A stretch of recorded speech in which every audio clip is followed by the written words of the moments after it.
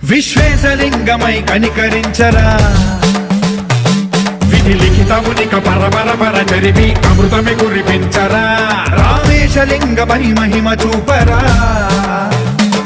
పలు శుభములగని అభయముని లిఖితము సతతము అందించరా